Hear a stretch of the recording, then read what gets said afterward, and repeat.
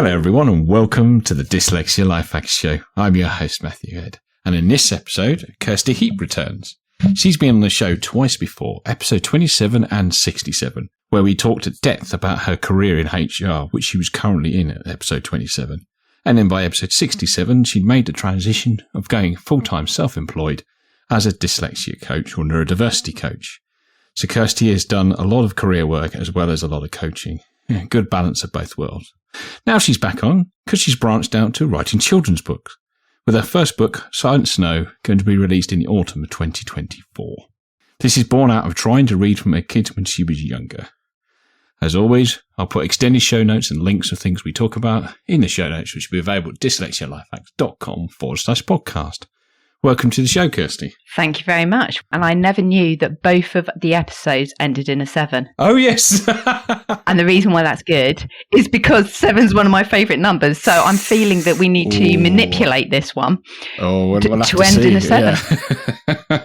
It will start with a 9, so that could be the upside down from the 6 you were on last time, if that works. Yeah, like that. Yeah, that's good. Or even, if it starts with 9, I'll take that. But yeah, I never knew that, and I was just looking at it, and I was like 7 and 7. Do you know, I hadn't even noticed that when I was prepping last night. I just sort of wrote the numbers down.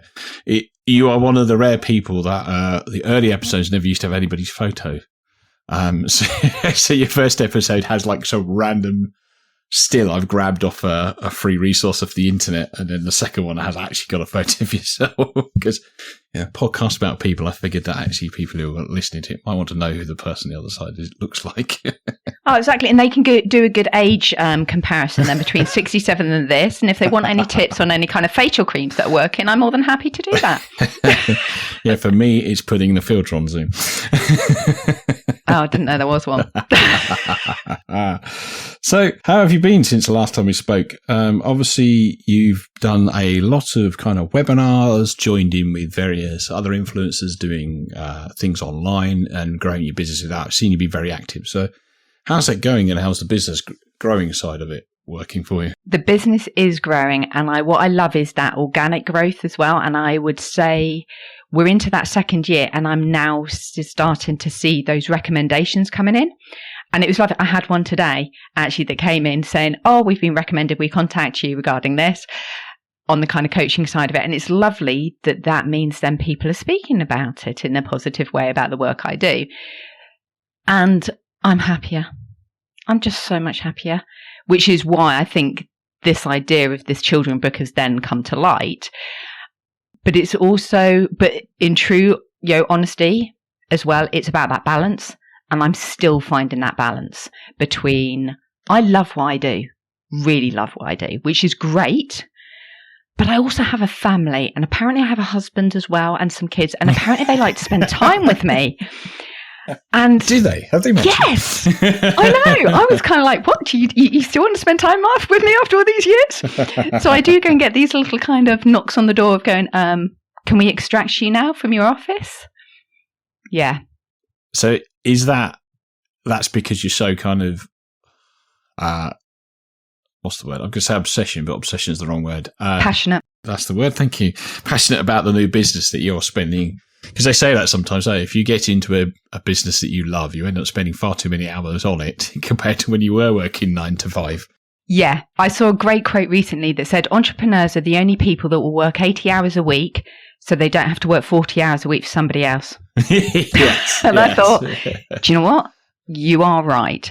So there is that element of, I really enjoy what I do, but I've also noticed that I do need to have those breaks, and that is really important.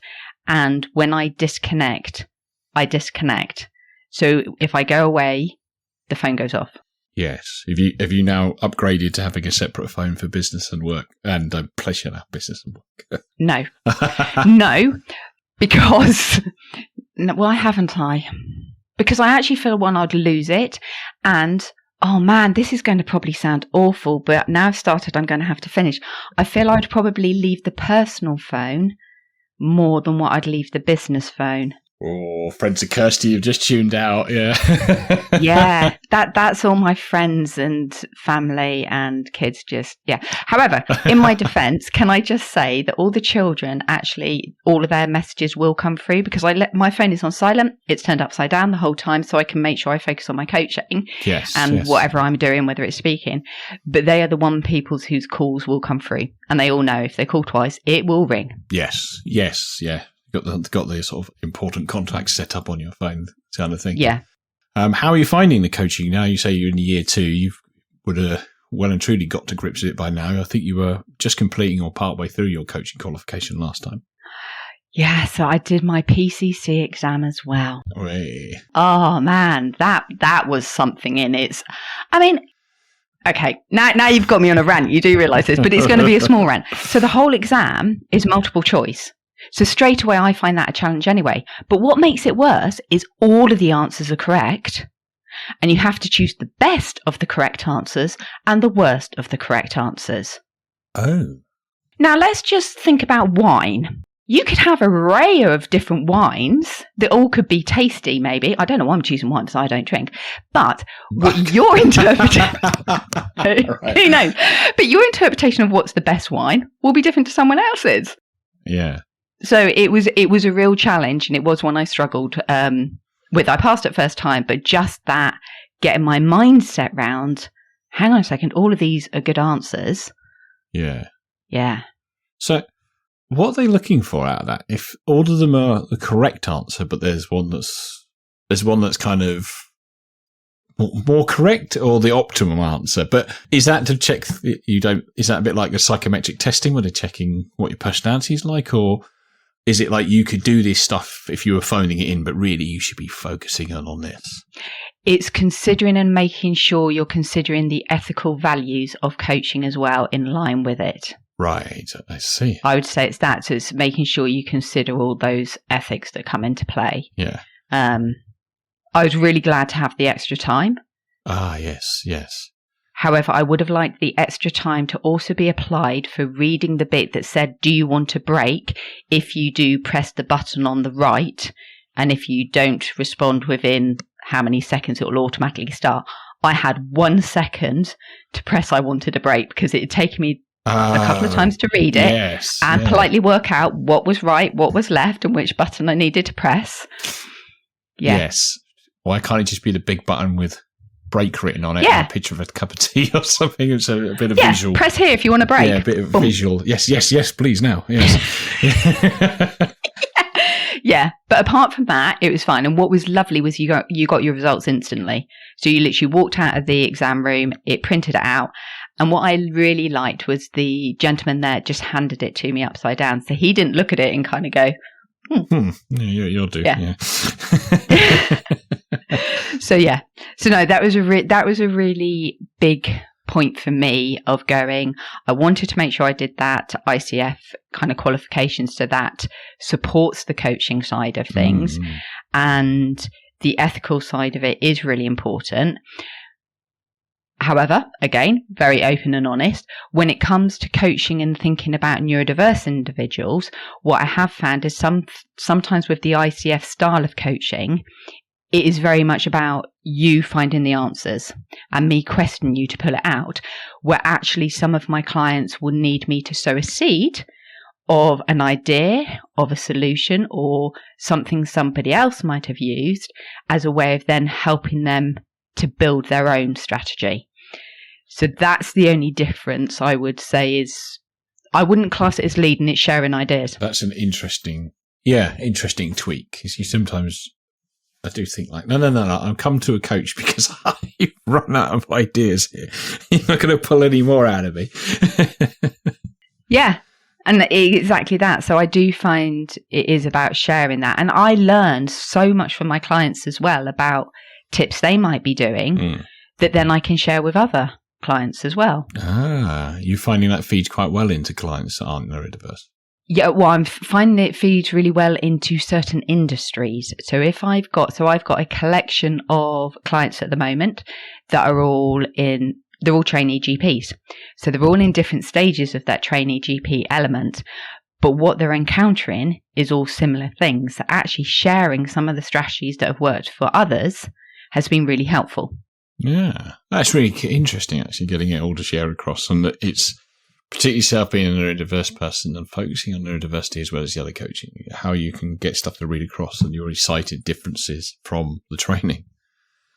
But I want to kind of shift gears now to you reading books to your kids. Now, I was reading some of the synopsis you sent to me about your, shall we say, necessary break into authoring children's books, which was actually you were struggling to read the kids' books. So what then got you into thinking, hang on, I'm just going to make the stories up effectively to be able to do bedtime stories? And I think that's been the beauty of my brain always, is I've had a creative, imaginative brain. So I've always had that. And it was that element of, I still remember kind of reading a story, and it was my daughter corrected me on a word very kindly at probably age about 6. But I was a bit like, ouch, that hurt. Nothing to do with her, but it was just that, oh my goodness, I couldn't actually read that word. And I found reading the words and trying to put in a tone, emotion into this, it was just flat. And I thought, this is a load of nonsense. And then I thought also, well, let's just, bedtime, you're meant to be going to sleep. So why would you have lights on if you're going to sleep? So let's turn the lights off. And this was how it all started. I was like, right, we're going to bed, kids, lights off, and mummy will tell you a story. And I just sat there and would let my imagination go and create. And quite often it would be stories that would interlink with things that had happened in that day. To me, to the children, maybe they shared something they had encountered at school. And I would find a way of, I suppose, weaving that in with a positive spin. So let's say the children had encountered a breakdown of friendship, playing outside, and something gone wrong. I would somehow find a way of weaving that into a story. It was normally never about children. It would be about animals or something. And that was just what I did. But what I realised was days later, they were taking those seeds that I had sowed and kind of looking and going, oh, actually, maybe I could have worded something differently to that child on the playground. Or maybe I need to go and say sorry to that person because actually, that was pretty mean of me. It was those elements, and it was able to grow from there. Wow. So did you ever get a point that the kids are like, Mum, I really just want you to read X book to me? No, I don't think I did. There was one book I remember they used to like me reading, and that was called Dinosaur Roars or something, because it was really short. And I remember it kind of going, dinosaur fat, dinosaur thin, dinosaur slimy, dinosaur lumpy. So I would put all the sounds on with it instantly. But that's the only book that I remember them asking me to read, and it wasn't because they wanted me to read it. They just wanted to laugh at me creating the voices. Of course, yeah. Yeah, but I don't remember them ever asking me to actually read books. But if they did, I probably found a way out of it to go, why don't you read a line to me? I did that quite a lot. You read a line, I'll read a line. Yes. Okay. And then I used to play a little bit. So if there was a word I didn't know, I'd go, oh, this is an interesting word. I wonder what this one is. What do you think it is? That was my strategy. Yep. Coping strategies as always. Yeah. I read a good line in a book somewhere that, something, if you pass something to somebody and they pass it back to you and you read it to me, I want to hear what it sounds like. That's a dyslexic person who's struggling to read it. Yeah. And I probably moved the book as well. So then, like, showing them the pictures maybe, so then they couldn't really see the words. That was probably one of my other ones. God, what a cruel parent I was. No, But what I found interesting was I would just naturally do these stories to them. Yeah. And then, my kids are now, the eldest one's 24. They go kind of 24 down to 19. But my biological ones are 24 and 21. It wasn't until years later, so I'm talking late teens, when one of them said, do you remember when you used to make stories up for us? And I was like, yeah, I really enjoyed them. because they always had a different meaning. I've realised you always interlinked it to something from school or something that had been going on with sport or your life or our general life as a family. And I really loved them because they were all totally unique and different. And that's where I thought, okay, that had an impact on a positive. How can I take this to the next level? How can I help other people? And that was where the whole book idea came from, because I was just walking thinking about this. And then I thought, it would have been really lovely if I had an illustration that we could have sat there. I could have created the story, but it would have given them something to look at and maybe even get involved in and help create their own imagination. Because that would be the other thing. I would start the story and then I might kind of say, oh, where do we think the dog should go now? Where would you like the dog to explore? So I would start pulling them in to help them create the starting or elements of the story. And then I'd build on it. Okay. Are they still storytellers now, or is that something that's kind of drifted off the wayside as they got older? The eldest one, Christina, she reads a lot. But what I find really interesting is she doesn't know how I could do this with the stories. So I showed her the illustration. She went, okay, Mum, you're going to have to just explain. And I just made up a story. And she went, I don't know how you do that. I don't know how you can just do that. And that's what I love, is that difference between different people's brains. For me, it's something that I naturally can do, but not everybody can. Yeah, yeah. But she's the real reader, whereas my son, no, he doesn't enjoy reading so much. And he's the dyslexic one. But he's more kind of that creative mind as well, I'd say, in some ways. Yeah, yeah. So you'd have had a long hiatus from inventing bedside stories. I'm going to assume your kids stopped wanting bedside stories before they were 10. Yeah. Until they one of them nudged you as they were into their teens. Did you find you were rusty at all at it, or was it just something that come back to you pretty quickly? No, it's just something that came back to me pretty quickly, and I giggle because I think I just make up stories in my head all the time. I wasn't going there, but yeah, okay. Before someone comes and knocks on the door, I will quite happily sit there on a train with not listening to anything, creating my own little story and end up giggling to myself. And if I've been travelling kind of with my husband, he's gone, "You're right there." I've gone, "Absolutely fine." He goes, "You're in your own head." Absolutely. He goes, "Your little happy place." Yes, it is. So it does come naturally. And even kind of with this, I actually got the book, and I actually read one of my old favourite books to the children recently that I found at my mum's, which was about a rhinoceros. That's not the word. Rhinoceros called Rupert, who couldn't read and couldn't see, and he needed glasses. And I read that to them, and I made them sit on the bed, and they were aged 24 to 19. But no. I'm reading a bedtime story because this is my favourite book and I want you to hear it. They all obliged. So how are we moving this across? You obviously thought, actually stories, and the idea of becoming a children's author must have rocked in at some point. Yeah, I think it was that idea of, okay, if I found this challenging, other people are going to find it challenging. How can what can I do to help? And that's where then this idea came of having the actual illustrations. Mm. And then I was like, right, how the hell do you write a book? Yeah. And that straight away was, I don't want to write a book because I don't want there to be any words. I wanted to take that element of stress totally away. So that's when it was really just on, right, I want these illustrations to be very detailed, and I want to be able to do that detailing element. I'm not artistic at all. Mm. So it was a couple of stages. One, it was about them, right, how do I find an illustrator that understands what I'm wanting to do and also understands that I'm actually going to dictate all of the illustrations that I'm wanting? Because quite often what I found is with illustrators, they will be given the words of the book and then they will create their own illustrations potentially off that with a bit of guidance from the author.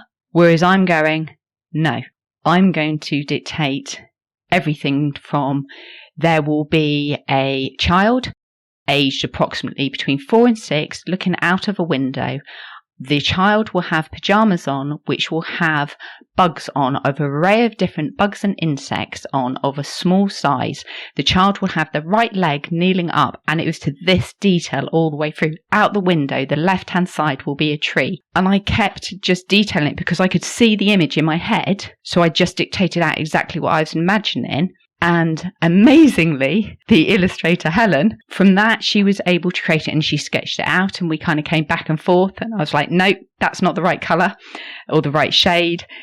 So she really worked with me to get the vision and picture I had in my head onto paper. And then it was kind of like, right, we've got another step forward. But again, how do we do this? And it was also not so much why, because the element for me of why is I want to help parents and children be able to enjoy story time.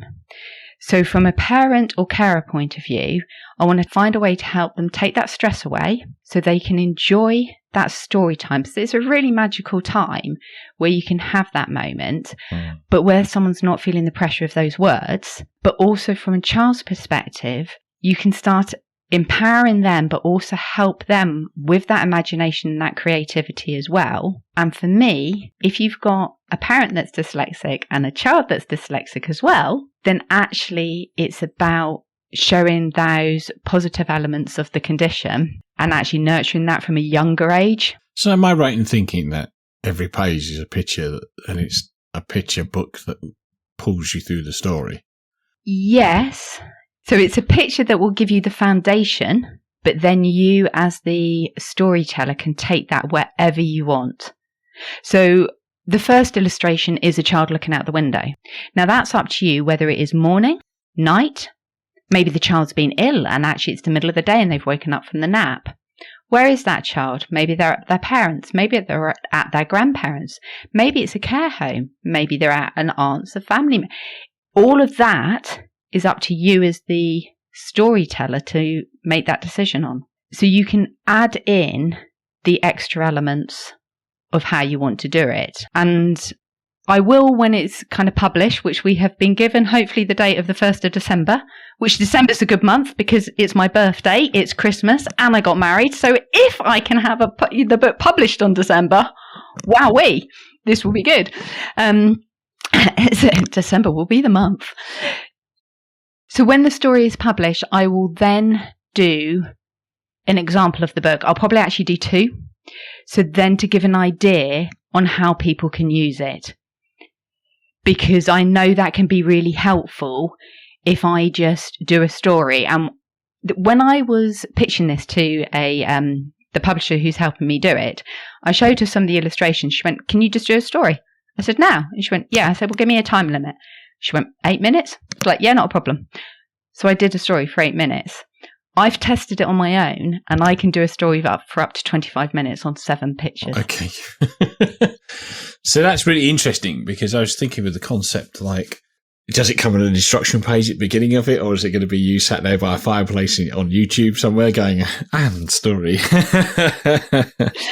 So there is a video that is me talking, which will explain that whole concept. There is the written words as well.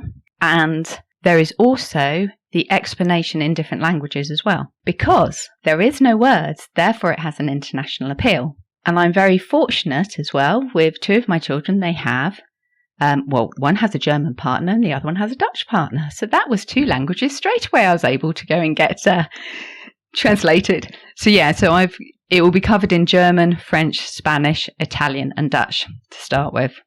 So hoping then that creates that international appeal as well, wider. So I guess maybe this is how I would work, but it sounds like you can basically cook up a story on the spot with an image. Now, how were you wandering on a walk and recording things into your phone, or what were you doing to get the narrative of what you thought the images should look like? For your sort of beginning, middle, end, and I don't know, your third act swerve or whatever happens. It was on the walk when I was walking that I knew it had to be something that was going to incorporate outdoors. Why silent snow or why snow? Probably because that winter connection. There's probably something interlinked with that. I know I love Highland cattle. So Highland cattle had to come in there and somehow. So they will be in there. But then I also wanted to make sure there were unusual little things. So like the squirrel one of the squirrels will have half a tail. If we look actually in the picture of one of the pictures on the wall, there'll be 2 children on a swing and one of them will have a prosthetic leg. So I was thinking of just little added bits that I wanted to add in that then could create more for the children potentially, or the young readers to look at and explore, and then could say, oh, but what's that? Why's that squirrel got half a tail? That can give them the idea then for the storyteller to bring, why has the squirrel got half a tail? Well, that's because one day it was climbing up the front door and it went through the letterbox because it could smell something delicious on the other side. And snap! The letterbox shut and it chopped up half its tail.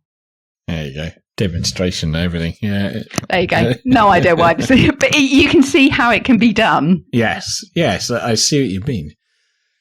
That's really interesting. And I'm just kind of trying to gather how you got all this interesting stuff, but there must be a feel of narrative through it all. Like, or are you just kind of like, oh, today I'm thinking of the middle picture in the book and it's going to be this. Like, is there a story that you had in your head that you thought was going to go through it with its kind of narrative arc, or how do you? Okay, yeah, I see where you're going. So that line all the way through was seeing the snow, wanting to explore the snow, getting cold from the snow and warming up from the snow. They were those key steps to which then I built an illustration on each of those things. So seeing the snow was one, then going to getting to the exploration of it, then having fun and exploring it, getting cold, because snow is really cold after a while, and then you forget about that actually, and that element of cold, warming up at the end. So they were the kind of the topics or the points to which then the illustration was built upon. Yeah, that's kind of what I was thinking, because I could see you sort of walking along and thinking of something in your head. I was like, then the pictures. So I wanted to know what the sort of thread pulls somebody who's going to be using this book through it. Now, how did you manage to pitch it to a publisher? Because it feels like something that's not done not as much, whether there is some competition out there, I don't know. But no, and I looked and I couldn't see anything, but that doesn't mean it's not there, because I know my attention span for looking and researching is limited. That's not my forte. So I did pitch it for different publishing by filling out publishers' kind of online forms, and I got loads of no's, and that's fine. So it is going through that self-publishing route. And it was at the last dyslexia show, actually, I was speaking to Keisha about it, and I was explaining this. I said, but I need to find someone to help me. So I was looking at doing all myself through kind of Amazon KDP or whatever it's called. It was stressing the living daylights out of me. And by it stressing me, I was stalling. And then we were walking over to the show and Keisha was like, I knew she had published a book. And she said, I had someone to help me. She shared who it was. And that was it. So when I spoke to them, they got it.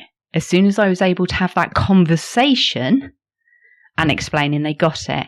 And I do wonder if I had pitched it to any of other places and been able to done maybe a video or had a conversation, it might have landed in a different way.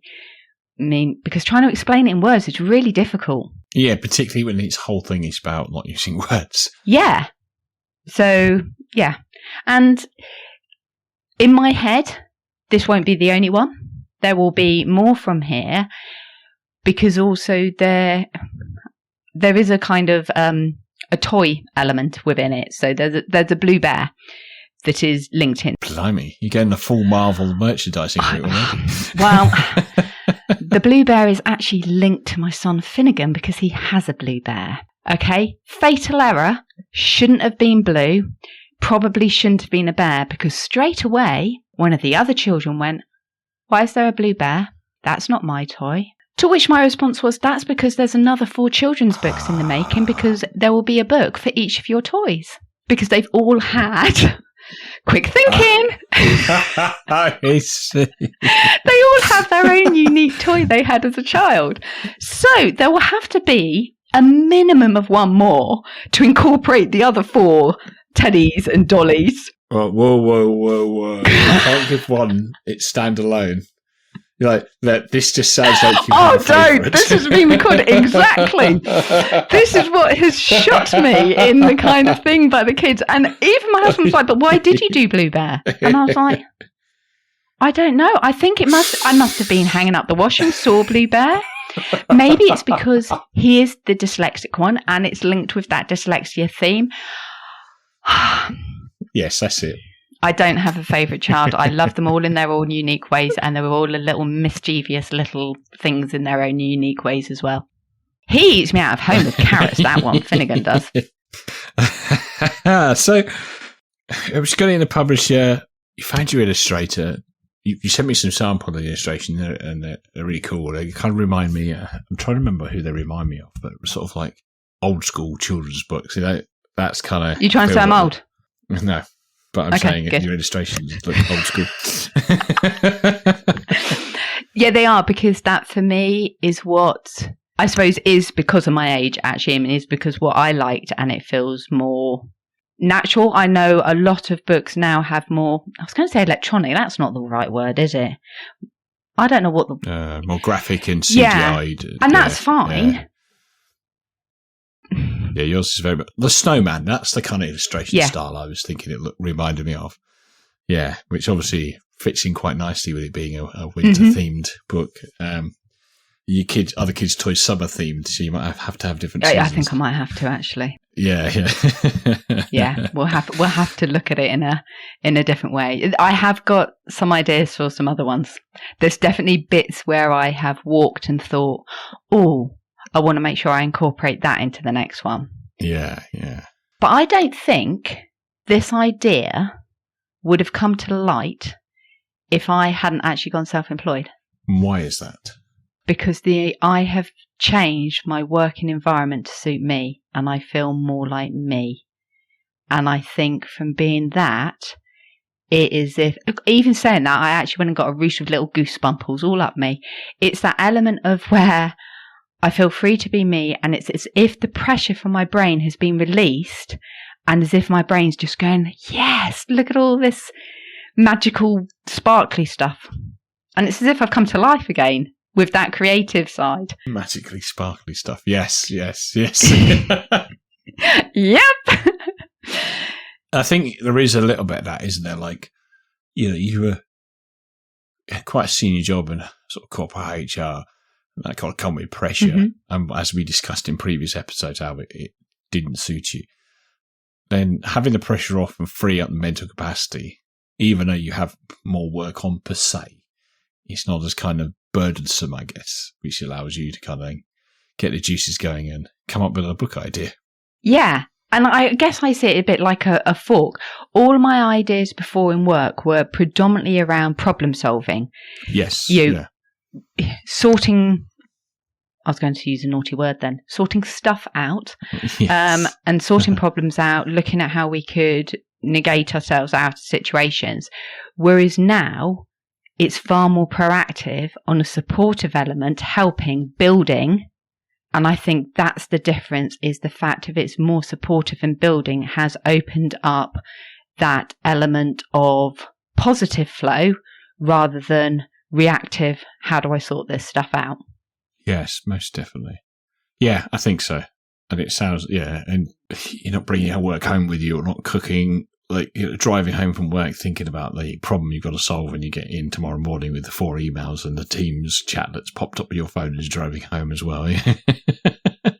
Yeah, it's the different pressures, but I far enjoy those different pressures. And don't get me wrong, I'm really nervous about this publication of this book because I'm really excited, absolutely. But what happens if this lands flat and nobody gets me and nobody understands me? And I've put myself really out there and been vulnerable on this, of going, this is how I did things. And there is that element of going, people may just hopefully not laugh at my face, but may laugh behind me going, yeah, right. Don't get that. And all I can think is, there's got to be one other person. And also, if I don't push through and do it, I'm letting myself down. But I'm more importantly, I feel I would be letting other people down. And for me, it's about showing that creative side of me, exploring that for myself, sharing that with others. And if that stimulates an idea for somebody else to go and do something and create something else, phenomenal. Yeah, yeah. So have you done any testing on it with other people? Is that like pre-published versions that you've given out to friends, family, when you're talking to them, that is? No, I have. The testing I've done is by exploring that idea with people, and, you know, especially probably more neurodivergent people, and they go on, yeah, I understand where you're coming from. It was much easier, though, once I had a couple of illustrations. Yes. To then, because when I was trying to do it without, I could see people going, hey, I'm not getting it. Whereas if I had one illustration in front and said, right, let me tell you a story, and started doing it from that, they're like, oh, okay, I now see where you're going. Did you test them on their storytelling as well? See what they did with the same images, out of curiosity? No, I was totally selfish.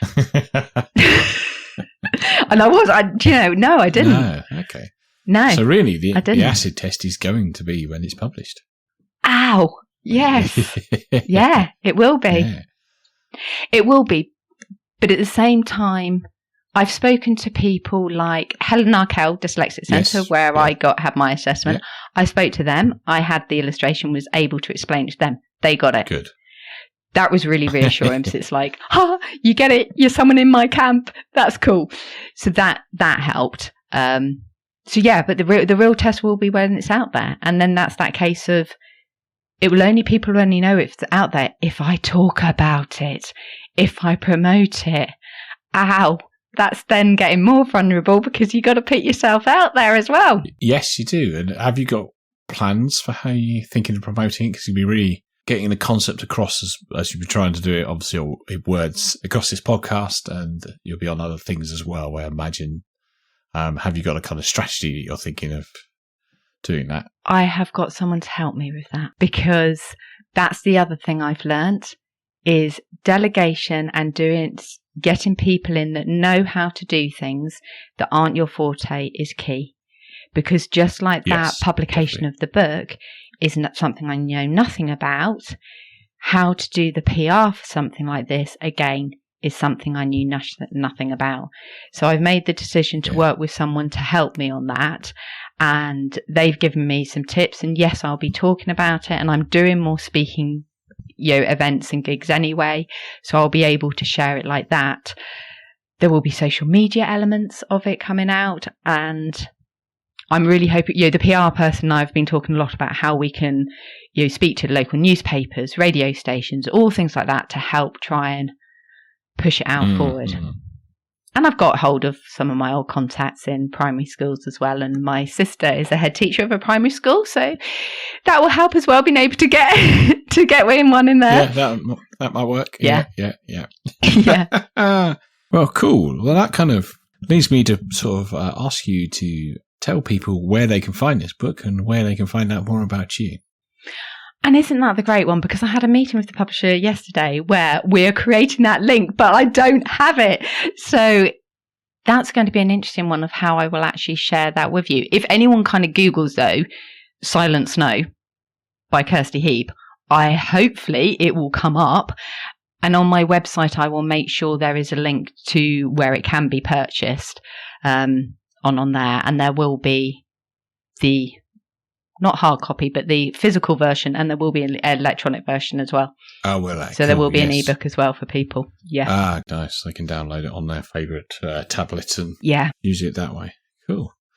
Okay, then. Well, I think we put the links obviously in the show notes when this comes out, depending on what's available, and I can always update that as when the book is published as well. Thank you. So I want to take the time to thank you very much for coming on the show again this evening. Well, thank you very much for having me on. And I want to thank everybody else for taking the time to listen. I will speak to you in the next episode. Goodbye for now.